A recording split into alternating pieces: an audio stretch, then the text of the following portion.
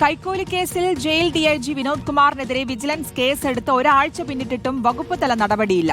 മുഖ്യമന്ത്രിയുടെ മുന്നിൽ ഫയൽ എത്തിയിട്ട് 3 ദിവസം കഴിഞ്ഞെങ്കിലും ആഭ്യന്തര വകുപ്പ് ഒരു നടപടിയും സ്വീകരിച്ചിട്ടില്ല.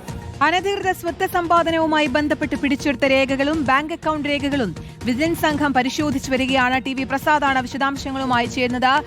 പ്രസാദിലെ വിജിലൻസ് കേസെടുത്ത് ഒരാഴ്ച കഴിഞ്ഞു, മുഖ്യമന്ത്രിയുടെ മുന്നിൽ ഫയലെത്തിയിട്ട് 3 ദിവസം കഴിഞ്ഞു. എന്നിട്ടും വിനോദ് കുമാറിനെതിരെ യാതൊരു നടപടിയും ഉണ്ടായിട്ടില്ല. എന്തുകൊണ്ടാണ് വിനോദ് കുമാറിന് ഇത്തരത്തിലൊരു സംരക്ഷണം ഒരുക്കുന്നത്?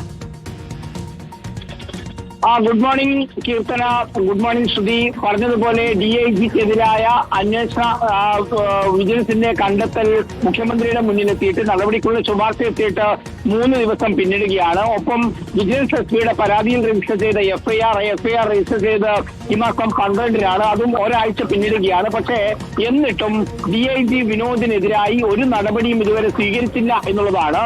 ആഭ്യന്തര വകുപ്പിലും പ്രത്യേകിച്ച് മുഖ്യമന്ത്രിയുടെ ഓഫീസിലും വലിയ സ്വാധീനമുള്ള ഉദ്യോഗസ്ഥനായാണ് DIG വിനോദിനെ അറിയപ്പെടുന്നത്. അതുകൊണ്ട് തന്നെ ആയിരിക്കാം കൈക്കൂലി കയ്യോടെ പിടികൂടിയിട്ടും അദ്ദേഹത്തിനെതിരെ ഒരു നടപടിയും ഇതുവരെ സ്വീകരിക്കാത്തത് എന്ന വിമർശനം ഉദ്യോഗസ്ഥർക്കിടയിൽ വലിയ രീതിയിൽ ചർച്ചയാണ്. നമുക്കറിയാവുന്നതുപോലെ TP വധക്കേസിലെ പ്രതി കൊടിസുനി അടക്കമുള്ള പ്രതികളിൽ നിന്ന് പണം വാങ്ങിയിട്ടുണ്ട് എന്ന് കണ്ടെത്തിയത് വിജിലൻസ് തന്നെയാണ്. മാത്രവുമല്ല, വിജിലൻസിന്റെ കഴിഞ്ഞ ദിവസം FIR റിപ്പോർട്ട് തന്നെയാണ് പുറത്തുവിട്ടത്. ആ FIR കൃത്യമായി പറയുന്നുണ്ട് അനധികൃതമായ പരോൾ നേടിക്കൊടുത്തു എന്ന് തന്നെ അതിൽ പറയുന്നുണ്ട്. അതിനർത്ഥം വിജിലൻസ് അത് കണ്ടെത്തിയിട്ടുണ്ട് എന്ന് തന്നെയാണ്. പക്ഷെ എന്നിട്ടും മുഖ്യമന്ത്രിയുടെ മുന്നിൽ ഫയലെത്തി 3ാമത്തെ ദിവസം പിന്നിടുമ്പോഴും അതിൽ ഒരു നടപടിയും എടുക്കുന്നില്ല എന്നുള്ളതാണ്. ഇതൊരു അസാധാരണ നടപടിയാണ് വിജിലൻസിന്റേത്.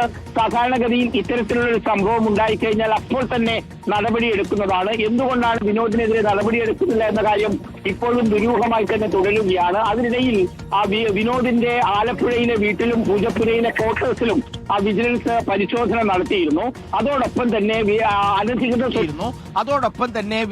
അനധികൃത സ്വത്ത് സമ്പാദനവുമായി ബന്ധപ്പെട്ടുള്ള അക്കൗണ്ട് വിവരങ്ങളും പരിശോധിച്ചു വരികയാണ്. 2022-ലെ ജയിൽ ആസ്ഥാനത്തെ DIG ആയി ഇരിക്കുന്ന വിനോദ് കുമാറിന് 2022-ലെ ജയിൽ സന്ദർശനങ്ങൾ അത് ദുരൂഹമാണ് എന്ന വിലയിരുത്തലിലാണ് ആ സംവിധാനങ്ങൾ ആകെ ഉള്ളത്. പക്ഷെ എന്നിട്ടും നടപടിയിലേക്ക് കടക്കുന്നില്ല എന്നുള്ളതാണ്. മാത്രവുമല്ല, ഗുണ്ടകളും അതുപോലെ തന്നെ മറ്റ് പ്രതികളുടെ ബന്ധുക്കളുമെല്ലാം ഇടനിലക്കാരായ കൊണ്ടാണ് പണം വാങ്ങിയത്. അങ്ങനെ വാങ്ങിയവരിൽ പലരും ജയിലിൽ എത്തിയിരുന്ന വിവരവും ഇതിനകം തന്നെ വിജിലൻസ് സ്ഥിരീകരിച്ചിട്ടുണ്ട്. പക്ഷെ എന്നിട്ടും നടപടിയില്ല എന്നുള്ളതാണ് ഏവരെയും ഞെട്ടിക്കുന്നത്. ശരി, ടി.വി. പ്രസാദാണ് വിശദാംശങ്ങളുമായി ചേർന്നത്.